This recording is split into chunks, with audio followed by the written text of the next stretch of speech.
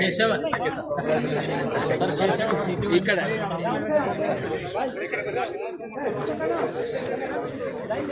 ನಿಮ್ಮದು ಬಳ್ಳಾರಿ ಬಳ್ಳಾರಿ ಬಳ್ಳಾರಿ ನೀವು ಮಾಡಿದ್ರೆ ಇಲ್ಲ ಈಗ semifinals all the best all the best all the best all the best all the best ಓಕೆನಾ ವಿಜಯನಗರ ಹೊಸಪಟ್ಟಿ ಮಿಡಿಲ್ಲ all the best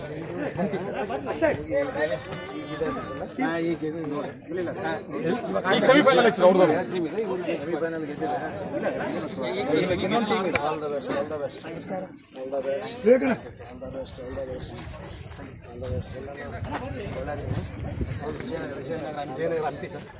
all the best ಈಗ ಆಡಿದ್ರಲ್ಲ ಸರ್ ಹೋಸ್ಟಿಂಗ್ ಮಾಡಿದ್ರು ಗೋಪಿ ರಾಯ್ರ ಇಡ್ರಣ್ಣ ಒಳ್ಳೇದಾಗಲಿಲ್ಲ ಗೊತ್ತೇನಾ ದೀಪಕ್ ನಾಯ್ಡು ಎಲ್ಲ ಯುರೋಪ್ ಇದ್ದೆಲ್ಲ ಸ್ಪಾನ್ಸರ್ ಮಾಡಿರಲ್ಲ ಕಾಂಗ್ರ್ಯಾಚುಲೇಷನ್ ಒಳ್ಳೆ ಓಕೆ ಥ್ಯಾಂಕ್ ಯು ಬಹುಶಃ 8 ಟೀಮ್ಗಳು ರಾಜ್ಯಾದ್ಯಂತ 8 ಟೀಮ್ಗಳು ಇದರಲ್ಲಿ ಪಾರ್ಟಿಸಿಪೇಷನ್ ಆಗಿದೆ. ಬಹುಶಃ ಭಾಳ ಅದ್ಭುತವಾದಂಥ ಕೆಲಸ, ಸಮಾಜವನ್ನು ಕಟ್ಟುವಂಥ ಕೆಲಸ ಈ ಬಲಿಜ ಸಮಾಜದ ವತಿಯಿಂದ ನಾವು ಮಾಡ್ತಾ ಇದ್ದೀವಿ. ಸಮಾಜ ಅಂದ ತಕ್ಷಣ ಶೈಕ್ಷಣಿಕವಾಗಿ ಕೂಡ ನಾವು ಆರ್ಥಿಕವಾಗಿ ಸಾಮಾಜಿಕವಾಗಿ ಈ ಥರದ ಕಾರ್ಯಕ್ರಮಗಳು, ಅದು ಕ್ರೀಡೆ ಇರ್ಬೋದು, ಪ್ರತಿಭಾವಂತ ವಿದ್ಯಾರ್ಥಿಗಳಿರ್ಬೋದು, ಮತ್ತು ಸಮಾಜ ಕ್ಷೇತ್ರದಲ್ಲಿ ತಮ್ಮನ್ನು ತಾವು ಸಾಧನೆ ಮಾಡಿದಂಥ ಸಾಧಕರಿರ್ಬೋದು, ಅವ್ರನ್ನೆಲ್ಲ ಈ ರೀತಿ ಹುರಿದುಂಬಿಸುವಂಥ ಕೆಲಸ ಮಾಡಬೇಕು. ಈ ರೀತಿ ವೇದಿಕೆಗಳ ಮುಖಾಂತರ, ಒಂದು ಆರ್ಗನೈಸೇಷನ್ ಮುಖಾಂತರ ಆ ಪ್ರತಿಭೆಗಳನ್ನು ಹೊರತರಲಿಕ್ಕೆ ಪೂರಕವಾದಂಥ ಒಂದು ವಾತಾವರಣ ಮಾಡಲಿಕ್ಕೆ ಇಂತಹ ಒಂದು ಪ್ಲ್ಯಾಟ್ಫಾರ್ಮ್ ಭಾಳ ಅವಶ್ಯಕತೆ ಇದೆ. ಆ ನಿಟ್ಟಿನಲ್ಲಿ ಭಾಳ ಅದ್ಭುತವಾದಂಥ ಕೆಲಸ ಈ ಒಂದು ಸಂಘಟನೆಯಿಂದ ಮಾಡ್ತಾ ಇದೆ. ಯಾವುದೇ ಒಂದು ಸಮಾಜದಲ್ಲಿ ನಾವು ಹುಟ್ಟಿದ ಮೇಲೆ ಆ ಸಮಾಜಕ್ಕೆ ನಮ್ಮ ಕನಿಷ್ಠ ಪಕ್ಷ ಕಾಂಟ್ರಿಬ್ಯೂಷನ್ ಆದರೂ ಇರಬೇಕು. ಅದಕ್ಕೆ ಡಾಕ್ಟರ್ ಬಾಬಾ ಸಾಹೇಬ್ ಅಂಬೇಡ್ಕರ್ ಅವರು ಹೇಳ್ತಾ ಇದ್ದಾರೆ, ಪೇ ಬ್ಯಾಕ್ ಟು ಸೊಸೈಟಿ ಅಂತೇಳಿ.